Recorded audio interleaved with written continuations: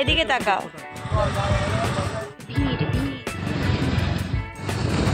পরিমাণ ভিড় দেখতে পাচ্ছ তোমরা, দেখো।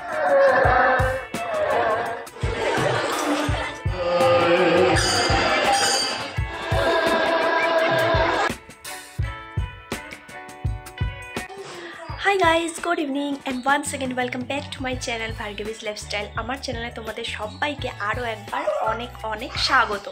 তো তোমরা সবাই কেমন আছো? আশা করছি ভালো আছো, সুস্থ আছো। আমিও ভালো আছি। তো আমার লুকটা দেখে বুঝতেই পারছো, রেডি হয়ে গেছি। আমি যাব হচ্ছে আমাদের আসাম তথা ভারত বিখ্যাত বন মহোৎসব। বন মহোৎসব বললে হয়তো অনেকে তোমরা বুঝবে না, সেটা হচ্ছে আমাদের গুরুদেব শ্রী শ্রী রাম ঠাকুর কৈবল্যনাথ গুরুদেবের আজকে হচ্ছে বন মহোৎসব। এখানে হচ্ছে ভার্গবী আছে, বুঝতেই পারছো। ও কথা বলছে, আমি যখনই ভিডিও করবো ও সামনে এসে আমাকে ডিস্টার্ব না করলে ও অ্যাকচুয়ালি শান্তি পায় না। তো যাই হোক, একটু ম্যানেজ করে নিও। তো সেটা হচ্ছে আজকে হচ্ছে বন মহোৎসব। আমাদের গুরুদেবের মন্দির থেকে গুরুদেবকে বনে, মানে ওখানে একটা মন্দির আছে, মানে গুরুদেবেরই আরেকটা মন্দির আছে, বছরে একবার ওখানে নিয়ে যাওয়া হয়। তো বনে নিয়ে যাওয়া হয় গুরুদেবকে। তো ওখানেই গুরুদেবের কীর্তন হয়। মানে প্রথম দিন যেদিন গুরুদেবকে নিয়ে যাওয়া হয় সেদিন থাকে অধিবাস, তারপর কীর্তন, মানে আজ হচ্ছে কীর্তন। আর নেক্সট ডে মানে কাল হবে গুরুদেবকে আবার ওখান থেকে, মানে ওই মন্দির থেকে এখানে যেটা মানে মন্দির আছে সেখানে নিয়ে আসা হবে, কীর্তন করে করে নিয়ে আসা হবে। তো মোট 3 দিনের প্রোগ্রাম থাকে। তো 3 দিন তো যেতে পারি না, যাওয়া হয় না। আজই মানে বেসিক্যালি আজকের যেটা দিন থাকে বনোৎসব যেটাকে বলে, আজকের দিনটাতেই বেশি ভিড় হয়। অনেক লোকজন, লামডিং তথা বাইরের লোকজন অনেক আসে, প্রচুর আসে। গুরুদেব আসে, দীক্ষা দেওয়া হয় এখানে, কারণ এখানে বছরে একবার গুরুদেব আসে। কিন্তু এই বছর গুরুদেব আসেনি, মানে এবছর হয়তো দীক্ষা দেওয়া হবে না কারণ গুরুদেব আসেনি। সো এমনি হচ্ছে কীর্তন হবে, প্রত্যেক বছর যেটা হয় সেটাই হবে।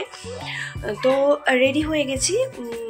প্রতি বছর অ্যাকচুয়ালি মর্নিং টাইমে যাই আমি, কিন্তু এবছর আমার যাওয়া হয়নি। শরীরটা একটু ভালো ছিল না, তার জন্য শিবরাত্রির উপোস গেল, তো তার জন্য একটু শরীরটা উইক ছিল, তার জন্য আর ভালো লাগছিল না। এখন যাব, এখন বিকেল ওই 5টার মতো বাজে, এখন যাব।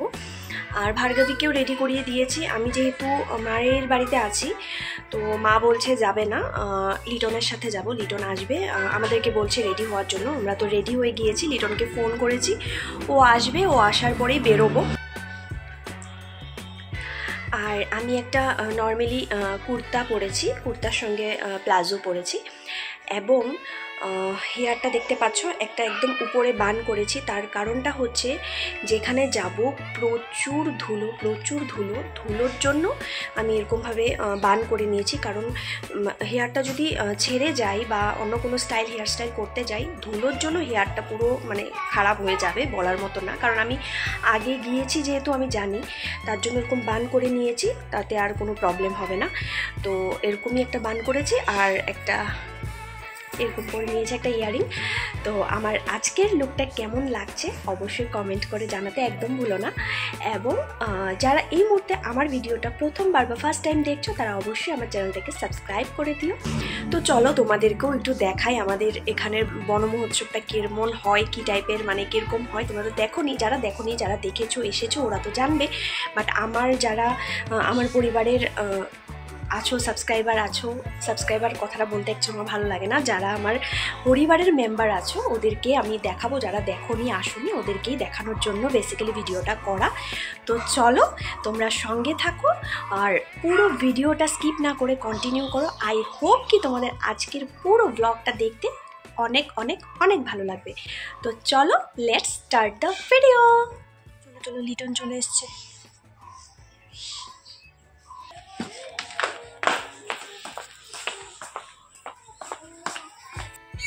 মিশু হাই বলো, এদিকে তাকাও, ব্যাগে ঢুকাও। চশমা পরবো না, পাপা পরবো না।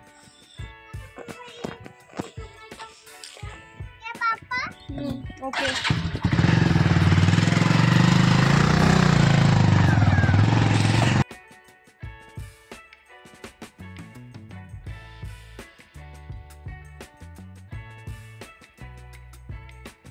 যাওয়ার পথে রাস্তাতে ভিড় দেখেই মানে গাড়ির ভিড়টা দেখেই বুঝতে পারছি যে মন্দিরের কাছাকাছি যাওয়া অবধি আরও কতটা পরিমাণ ভিড় হবে। ওই যে বললাম না, বনমহোৎসব বৎসরে একবার হয় এবং বাইরের থেকেও প্রচুর দর্শনার্থী আসেন, ভক্তবৃন্দরা আসেন, তো তার জন্যই এতটা পরিমাণ ভিড়। এই সাইডটাতে না চারিদিকে শুধু সবুজ আর সবুজ, গরুরা সারিতে সারিতে বেরিয়ে যায় মাঠে ঘাটে ঘাস খেতে। আর আজকে আমরা যেখানে এসছি এটা একটা গ্রাম, আর এই গ্রামটার নাম হচ্ছে ঝুলনপুল। রাম ঠাকুর বস্তিও বলে অনেকে, যেহেতু বছরে একবার গুরুদেবকে এই ঝুলনপুল মন্দিরে নিয়ে আসা হয় এবং 3 দিনের বিশাল আয়োজন থাকে, নাম সংকীর্তন হয়, সেই কারণেই হয়তো জায়গাটার নাম রাম ঠাকুর বস্তি রাখা হয়েছে। এটা মোটামুটি আমাদের কোয়ার্টার থেকে আধ ঘন্টার ডিস্টেন্স হবে।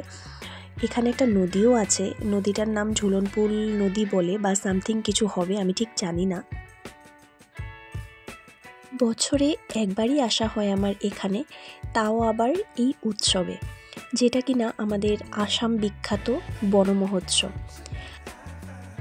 কথা বলতে বলতেই চলে আসলাম আমাদের ডেস্টিনেশনে, আর এসেই দেখতে পাচ্ছি প্রচুর ভিড় হয়েছে চারিদিকে, অনেক দর্শনার্থীর সমাগম হয়েছে এখানে।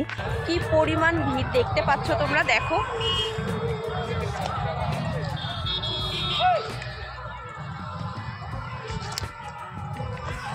চলো তোমাদেরকে একটা খুব সুন্দর জিনিস দেখাচ্ছি, চলো দাঁড়াও। এই যে দেখো, এখানটায় দেখো, এখানে বাঁধাকপি আরো অনেক কিছুর খেতি করা হয়েছে, দেখতে পাচ্ছ।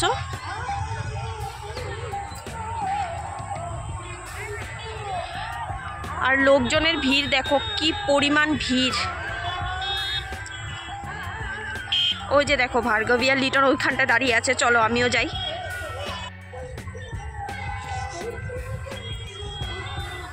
দেখো এগুলো হচ্ছে বেগুন গাছ, দেখো।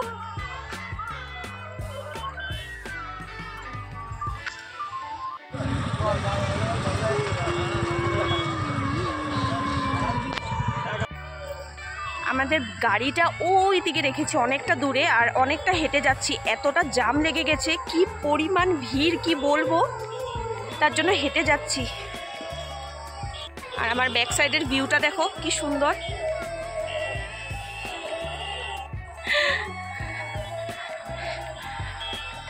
পড়ে গেলে তুমি উঠাবে। যে এখানটায় দেখো অনেক খেতি করা হয়েছে, এখানে শালগম, পাতাকপি অনেক কিছু আছে, দেখতে পাচ্ছ, ভীষণ সুন্দর লাগছে দেখো।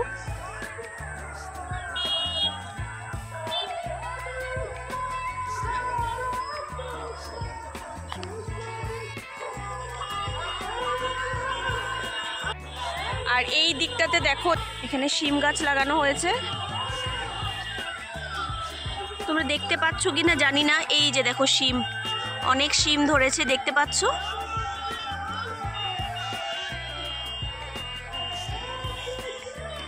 আর এগুলো হচ্ছে পেঁয়াজ গাছ, দেখো।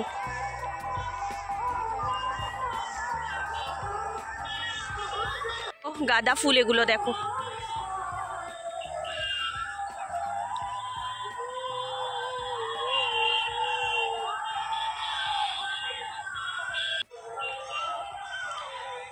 সানসেটটা দেখো, এত সুন্দর লাগছে দেখতে, দেখো।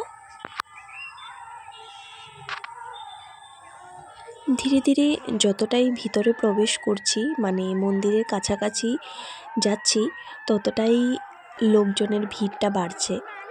ওই যে বললাম না, বিখ্যাত বনমহোৎসব, তো সেটাই, সবাই গুরুদেবের টানে এখানে ছুটে চলে এসছে। কেউ কি আর বাড়িতে বসে থাকতে পারে বলো। আর এখানে শুধু লামডিংয়ের নয়, বাইরেরও প্রচুর দর্শনার্থী এসছে এখানে। আর ভিড়টা একটু তোমাদেরকে দূর থেকেই দেখিয়ে দিলাম কি পরিমাণ ভিড় হয়েছে। এখানে এসেই প্রথমেই মন্দিরে প্রবেশ করলাম, অনেক কষ্টে ঢুকতে পেরেছি, চারিদিকে প্রচুর ভিড়। তো মন্দিরে প্রবেশ করেই গুরুদেবকে প্রণাম করলাম।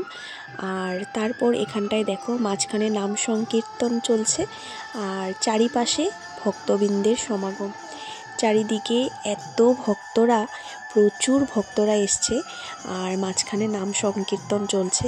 এই জন্য এক অপরূপ দৃশ্য আমার চোখের সামনে। সত্যি এখানে এসে আমার ভীষণ ভালো লাগছে, ভীষণই ভালো লাগছে। আমি প্রত্যেকবারই আসি এখানে।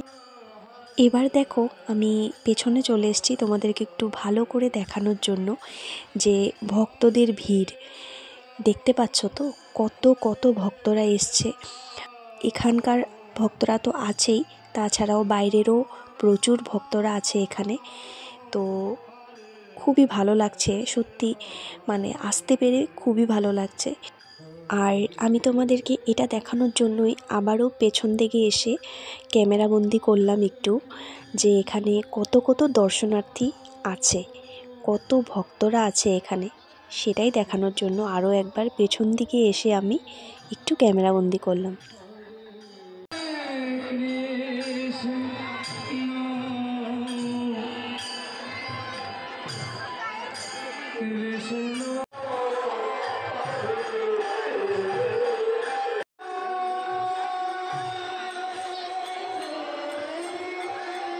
তো দেখতে পাচ্ছ আমরা চলে এসেছি আমাদের গন্তব্যস্থলে, মানে যেখানে কীর্তন হচ্ছে।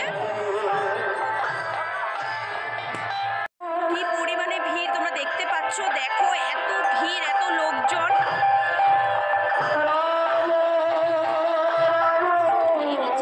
মামা